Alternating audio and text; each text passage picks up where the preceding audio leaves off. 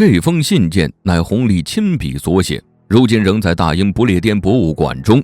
网友看了直呼丢尽大清颜面。虽然信的内容只有短短几百字，却让大清和中国蒙羞。英国使团访华到底有何目的？乾隆的信上是如何回复的？后人为何会觉得乾隆傲慢和无知呢？今天就带大家一起探究英国使团访华期间乾隆闹出的笑话。1792年的大清帝国，勤政敬业的乾隆皇帝迎来了80岁生辰。此时国家在他的治理下变得强大稳定，王朝的统治也达到巅峰时期，算得上是世界头号强国。而世界也面临前所未有的变化。有一个欧洲国家呢，趁着工业革命的春风，发展资本主义和社会生产力，一举成为世界的日不落帝国。这就是后来的大英帝国。忙完国内的诸多事情，英国就把目光投向海外。在当时的欧洲人眼中，远在大洋彼岸的中国是一个繁华至极的大国，连贵族都以拥有中国的特产为荣。英国就决定和中国签订通商条约，以便扩展海外市场。于是在1792年，英国提交预约函给两广总督，表示届时会派使者前来为中国的皇帝乾隆贺寿。乾隆得知此事，虽然在地图上没有找到英国，还是破例准许使团在天津登陆上岸。英国这边，国王精心组织了使团，在这个使团中，为首的是乔治·马嘎尔尼勋爵，他曾为俄国和英国的通商做出巨大贡献。除此之外，国王还搜集了众多领域的人才，整个使团的人数多达700人。护送使团的舰队也经过特意安排，保护整个使团安全的同时，意在对中国展现军事实力。1792年从英国本土出发，使团不远千里赶赴中国，终于在1793年到达澳门，再经由海路前往天津。尽管还不了解英国，乾隆仍为他们不远千里来贺寿而感到军心大悦。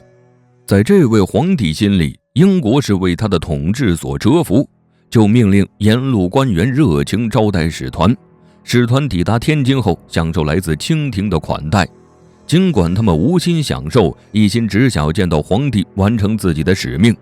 然而此时的乾隆并不在京城，而是在热河山庄避暑。使团呢，也只能由天津转去热河。途经北京之时，经过一番商议，正使马嘎尔尼与副手继续前往热河，其余人都留在圆明园等候。他们拿出准备的礼物，整整600多箱的贺礼，主要以工业革命的产物为主。除了这些常规的礼物，英国还制作了新式战舰的模型，预备献给乾隆皇帝，有意展示英国的国力，从而吸引皇帝的注意力，推动双方协商达成一致。中国皇帝和英国使团的会面能如愿顺利进行下去吗？他们之间又将发生什么冲突呢？今天就带大家了解事情的经过。当时的朝廷信奉这一观念，普天之下莫非王土，任何人见了皇帝都要跪拜，就连英国国王亲自来了也要。但关于这个方面，双方各有各的说法。清朝官员表示入乡随俗，你们既然来了呢，那就必须遵守这儿的规矩，面见皇帝你们得行3跪9叩的大礼。马嘎尔尼却不能接受，他想起内务部长的教诲，要求使团不能因小失大，但英国也有自己的尊严，我们今天给你下跪了，那不就是在打我大英帝国的脸吗？他甚至还把这个事记在日记里。朝廷和使团谁也不肯让着谁，谈判由此陷入僵局。乾隆更是大为生气，认为如此蛮夷，不知清廷的优待，不仅下令降低使团的待遇，还下令遣走英国使团。马嘎尔尼等人迫于无奈，不得不接受这一安排。毕竟来都来了，连皇帝的面都见不着，岂不是白跑一趟？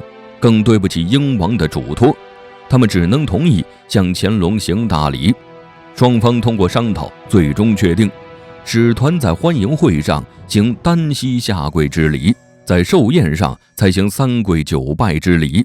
尽管使团已经做出让步，乾隆仍是心怀不悦，对英国使团的好印象一落千丈，这也是两国通商失败的导火索之一。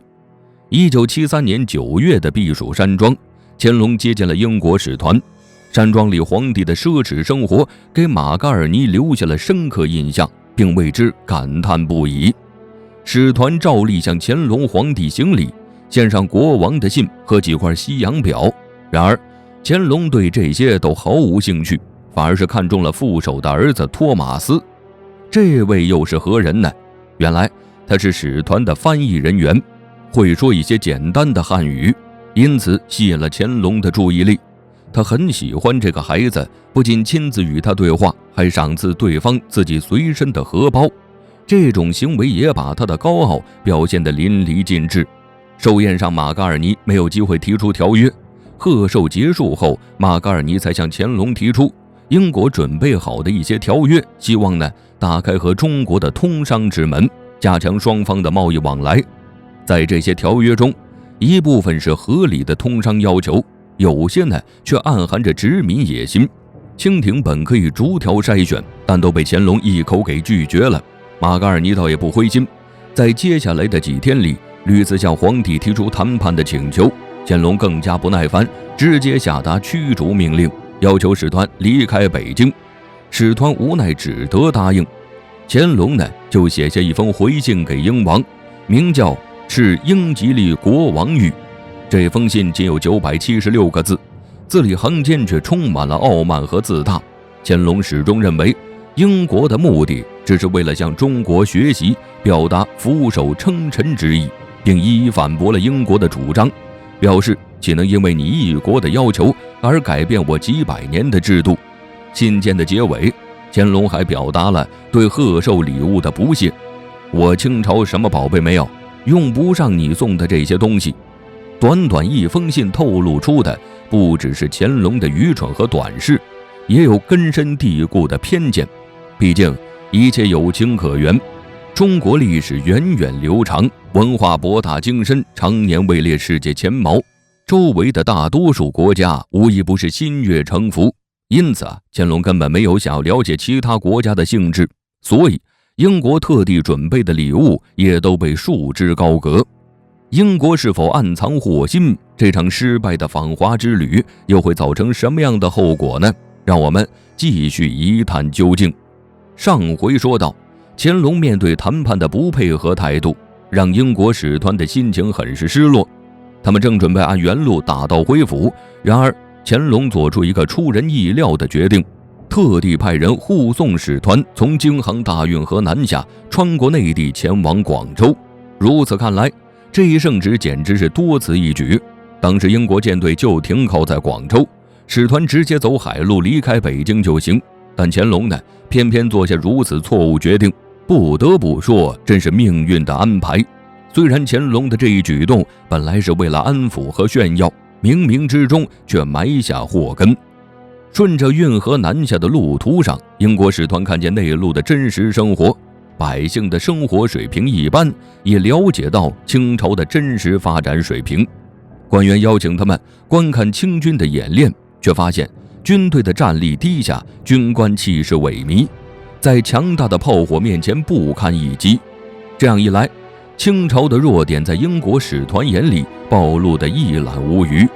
他们深深地意识到，这个传说中处处是黄金的国家，似乎并没有他们想象中的那么强大。马嘎尔尼后来在游记中写下一段文字：清朝就像一艘快要腐朽的航船，虽然规模庞大，却已不复往日的辉煌。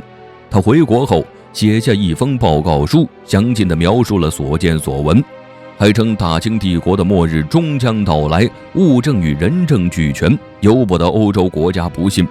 这次的访华事件让西方国家掀开了中国神秘的面纱，他们再也不会认为这个遥远神秘的东方国家是一个值得重视的对手。多年后，英国再次派遣使者从英国出发前往中国，一如既往地要求愿与清朝通商。这次的使团有一位熟悉的人员，他就是当年受乾隆赏识的托马斯。但事情依旧不顺利，清朝已经换了统治者，当政者是乾隆的儿子嘉庆帝，他的态度却和乾隆一致，要求使团行使三跪九叩之礼。被使团断然拒绝，嘉庆帝同样下达了逐客令。然而这一次，英国使团的离开不再是怀着落寞的心情，他们验证了心底的某些想法。使团回国的30多年后，也就是1840年，英国的战舰抵达中国的海域，只是这一次没有友好的愿景，有的只是侵略和战火。而战争的提议者正是托马斯·斯当东。从此以后，清王朝的统治受到沉重打击，而这一切的起源就是清王朝的傲慢无知。乾隆留下的那封回信依然保存在大英博物馆，默默地见证这段历史的发生。如果乾隆皇帝泉下有知，是否会为自己的傲慢而后悔呢？不得不说，只有谦逊和不断创新，才能提高综合国力，使国家强大，才能在国际上拥有话语权。